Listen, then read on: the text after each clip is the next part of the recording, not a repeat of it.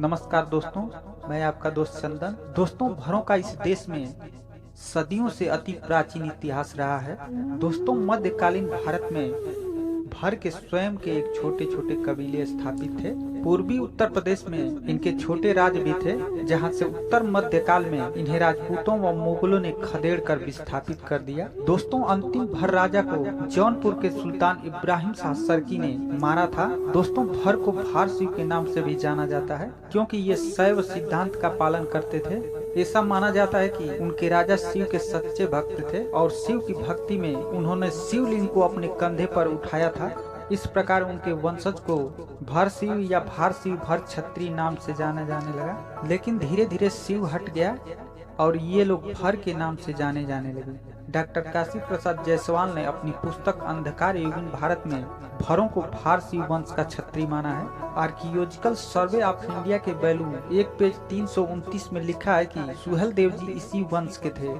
स्पष्ट रूप से महाराजा सुहेल देव भर वंश के थे। दोस्तों, कुछ लोगों ने भर और पासी को एक ही माना है। हालांकि कालांतर में भरों और पासियों का रहन सहन, उनकी आर्थिक और सामाजिक स्थिति लगभग समान हो गई थी। लेकिन ऐसी समानता से जातियां एक समान नहीं हो जाती। भारतीय संविधान की दृष्टि में भी ये दोनों जातियां भिन्न हैं। संविधान ने पासियों को अनुसूचित जाति के अंतर्गत रखा है, जबकि भर जाति को भारतीय संविधान के अंतर्गत जीओ नंबर 1314 XXVI के 53 के आधार पर पिछड़ी जाति का घोषित किया गया है। हालांकि पहले कहा गया है कि भर एक उच्च वर्णीय जाति थी, लेकिन समय और परिस्थितियों के अनुकूल न रहने के कारण इस जाति का आर्थिक, सामाजिक और राजनीतिक स्तर पर पतन हो गया था। दोस्तों, संविधान में भी भर और पासियों के लिए अलग अलग व्यवसाय हैं। फिर क्यों विभिन्न राजनीतिक दल भर शासक को पासी शासक बनाने पर तुले हुए हैं? लेकिन दोस्तों, भर शासकों को पासी बनाने का एक राजनीतिक षड्यंत्र है, जो जातिगत समीकरण के हिसाब से भर शासकों को पासी बनाकर इनका वोट अपने पाले में करना चाहते हैं। दोस्तों, भदोही परगना में भी भरों का 400 साल पूर्व राज था, जिसके डीए कोट खंडहर आज भी मौजूद है। दोस्तों, भदोही नगर के अहमदगंज और कजियाता तथा पचभैया और जमुंद मोहल्लों के मध्य में स्थित बाड़ा कोट मोहल्ले में ही भरों की राजधानी थी। भर जाति का राज इस क्षेत्र सहित आजमगढ़, बलिया, गाजीपुर, इलाहाबाद एवं जौनपुर आदि में भी था। दोस्तों, इस देश के महाप्रक्रमी हुणों के आक्रमण अत्याचार से धरती पूरी तरह से कांप उठी थी। दोस्तों, इस परिस्थिति को देखकर भारतीय भर शासकों ने हुणों के आक्रमण का सामना करने की पूरी जिम्मेदारी अपने हाथों में ली। भारतीय भर राजाओं ने अपने पराक्रम से हुणों को आगे बढ़ने से रोक दिया तथा हुणों को क्षेत्र से पीछे हटना पड़ा।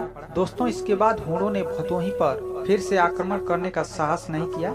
लेकिन जब भर जाति के लोग वहां के नागरिकों पर अत्याचार करने लगे तो उस क्षेत्र की जनता भरों से टक्कर लेने के लिए रणनीति बनाई। उसी समय राजस्थान के क्षत्रियों का एक काफिला जा रहा था। उन क्षत्रियों से भरों के अत्याचार से मुक्ति दिलाने के लिए प्रार्थना की, जिस पर वे लोग राजी हो गए और भरों और क्षत्रियों के बीच जमकर युद्ध हुआ। दोस्तों, देश की रक्षा में अनगिनत बलिदान चढ़ाने वाली जाति में भर प्रथम थे। भार शिव वंश के महाराजा भरद्वाज अवध के शासक थे। इनका शासन काल निर्धारण करना बहुत मुश्किल है। ऐसा माना जाता है कि अवध क्षेत्र में भर जाति की प्रधानता प्रागैतिहासिक काल से ही वे अवध से लेकर नेपाल सीमा तक फैला हुआ था। जो भारत के प्राचीन नगरों में अवध की पहचान होती है कि यहाँ के प्रबल शासक भर जाति के लोग रह चुके हैं। श्री रामचंद्र के पहले भी यहाँ के भरों का विस्तृत साम्राज्य था।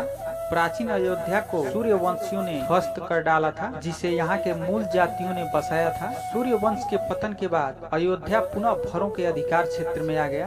दोस्तों, बुद्धकालीन भारत में भर जाति के लोग बहुत शक्तिशाली थे। बुद्धकालीन भरों के नाम पर ही बिहार प्रांत का नामकरण किया गया। आजमगढ़ के कुंवर और मगही नदियों का नामकरण भी भरों के नाम पर ही किया गया है। दोस्तों, इस तरह से भरों ने लगभग सभी राज्यों में कई सौ वर्षों तक राज किया था। लेकिन दोस्तों, सभी भर राजाओं में से महाराजा सुहेल देव राजभर जी की पराक्रम की वीर गाथा सबसे सर्वोच्च मानी जाती है। दोस्तों, अगर इस वीडियो में भर जाति का इतिहास पूरा बताने का कोशिश करूं तो इस वीडियो में बता पाना मुश्किल है, क्योंकि इनके इतिहास ढेर सारी पुस्तकों में कई सौ पृष्ठों में लिखा गया है। दोस्तों महाराजा सुहेल देव की मृत्यु के बाद कई सौ वर्षों के बाद इस भारत में भरों के साम्राज्य पूरी तरह से पतन होने के बाद वहाँ की प्रजा अपने राजा के बिना शक्ति विहीन होकर वहाँ से पलायन कर गए, जो इन्हीं के वंशज आज वर्तमान में भर राजभर नाम से जाने जाते हैं। तो दोस्तों इस वीडियो में बस इतना ही। अगर दोस्तों इस वीडियो की जानकारी आपको अच्छा लगा हो तो ज्यादा से ज्यादा लाइक करें और शेयर करें और साथ में हमारे चैनल को सब्सक्राइब करें। दोस्तों इसी तरह की जानकारी हम अगली वीडियो में लेकर आएंगे। तब तक के लिए नमस्कार।